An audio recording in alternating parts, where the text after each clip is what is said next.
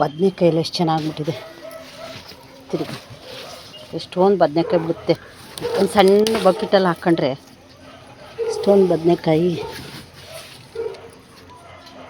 ಬಿಡ್ತಾ ಇರುತ್ತೆ. ನುಗ್ಗೆ ಸೊಪ್ಪು ನೋಡಿ ಎಷ್ಟು ಚೆನ್ನಾಗಿಬಿಟ್ಟಿದೆ. ಚಿಕ್ಕ ಬಕೆಟಲ್ಲಿ ಎಷ್ಟು ಚೆನ್ನಾಗಿಬಿಟ್ಟಿದೆ.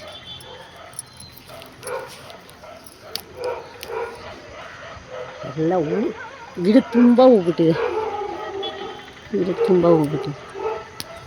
ಸೊಪ್ಪು ಅಷ್ಟು ಚೆನ್ನಾಗಿ ಬೆಳೆದಿದೆ.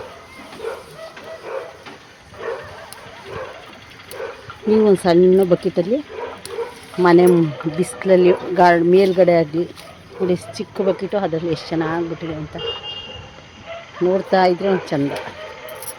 ಅದನ್ನು ನೋಡಿ ಅಷ್ಟೊಂದು ಹೂವು ಕಚ್ಚಿಬಿಟ್ಟಿದೆ ಅಂದರೆ ಹೇಳಕ್ಕೆ ಅಷ್ಟು ಚೆನ್ನಾಗಿ ಕಾಣಿಸುತ್ತೆ. ಅಷ್ಟು ಚೆನ್ನಾಗಿದೆ. ಟೊಮಟೊ ಹಣ್ಣೆಲ್ಲ ನೋಡಿ ಇಷ್ಟೊಂದು ಬಿಟ್ಟು ತಿರ್ಗಾ ಪಾಲಕ್ ಸೊಪ್ಪು ನೋಡಿ ಪಾಲಕ್ ಸೊಪ್ಪು ಈ ಥರ ಬಕೆಟಲ್ಲಿ ಹಾಕ್ಕೊಂಡು ಹಿಂಗೆ ಬೇಕಾದಾಗ ಒಂದು ಸ್ವಲ್ಪ ಕಿತ್ಕೊಂಡ್ರೆ ಒಂದೆರಡು ಸರಿ 3 ಸತಿ ಕಿತ್ಕೋಬೋದು. ಈ ಥರ ಅಷ್ಟು ಚೆನ್ನಾಗಿರುತ್ತೆ. ನಾವೇ ಬೆಳ್ಕೊಂಡು ತಿನ್ನೋದ್ರಿಂದ ಅಷ್ಟು ಚೆನ್ನಾಗಿ ನೋಡಿ ಎಷ್ಟೊಂದು ಬಿಟ್ಬಿಟ್ಟಿದೆ. ಇದೆಲ್ಲ ಮಾರ್ಕೆಟಲ್ಲಿ ಒಂದು ತರಕಾರಿ ಅಂಗಡಿ 10 ರೂಪಾಯಿ ತರಕಾರಿ ಇಡ್ತಾರಲ್ಲ, ಅಲ್ಲಿ ಸಿಗುತ್ತೆ. ನೀವು ಎಲ್ಲ ಸೊಪ್ಪು ಸಿಗುತ್ತೆ ಅಲ್ಲಿ. ಕಾಳುಗಳು, ಸೊಪ್ಪುಗಳು 20 ರೂಪಾಯಿ 25 ರೂಪಾಯಿಗೆಲ್ಲ ಕೊಡ್ತಾರೆ, ಸಿಗುತ್ತೆ. ತಂದು ಇಟ್ಕೊಂಡು ಇಂಥ ಸಣ್ಣ ಬಕೆಟ್ಗಳಿಗೆ ಈ ರೀತಿ ಹಾಕ್ಕೊಂಡು ಎಷ್ಟು ಚೆನ್ನಾಗಿಬಿಟ್ಟಿದೆ ನೋಡಿ. ಎರಡು ಬಕೆಟ್ಗೆ ಹಾಕ್ಕೊಂಡ್ರೆ ಸಾಕು ನೋಡಿ. ಎಷ್ಟೊಂದು ಬಿಡ್ತಾನೆ ಇರುತ್ತೆ. ನೀವು ಎಷ್ಟೇ ಕೀಳ್ತಾಯಿರಿ 3 ಸರಿ 4 ಸರಿ ಬಿಡ್ತಾ ಇರುತ್ತೆ. ಈ ಥರ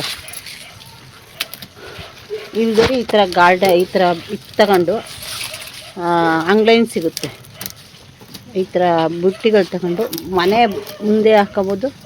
ಇಲ್ಲ ಅಂತಂದರೆ ಮೇಲ್ಗಡೆನೂ ಹಾಕೊಂಡು ಬೆಳ್ಕೊಬೋದು. ಮೇಲ್ಗಡೆ ಹಾಕೊಂಡು ಬೆಳ್ಕೊಂಡ್ರೂ ಏನಿಲ್ಲ, ಮಾಡ್ಬೋದು. ಇದು ಕೊತ್ತಂಬರಿ ಸೊಪ್ಪು, ತಿರ್ಗಾ ದಂಟಿನ ಸೊಪ್ಪು.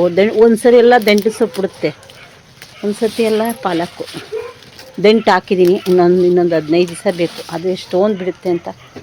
ಎಷ್ಟು ಚೆನ್ನಾಗಿ ಕಾಣಿಸುತ್ತೆ, ಎಷ್ಟು ಚೆನ್ನಾಗಿ ಬಿಡುತ್ತೆ ಮಾತ್ರ. ಈ ಒಂದು ಸರಿ ಹಾಕಿದ್ರೆ 3 ಸರಿ 4 ಸರಿ ಕಿತ್ಕೋಬೋದು. ಮೇಲ್ಮೇಲೆ ಈ ಥರ ಕಿತ್ಕೋತಾ ಇದ್ದರೆ ಅದೇ ಬೆಳೀತಾ ಇರುತ್ತೆ.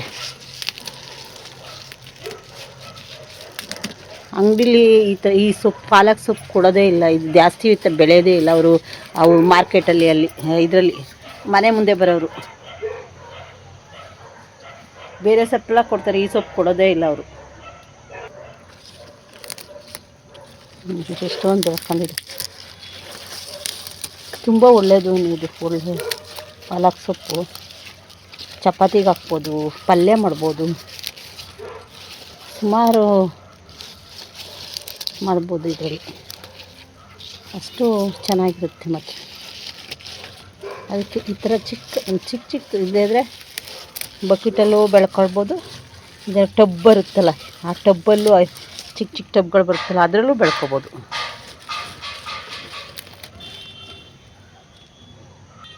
ಇವಾಗ ಎಷ್ಟೊಂದು ಸೊಪ್ಪಾಯಿತು.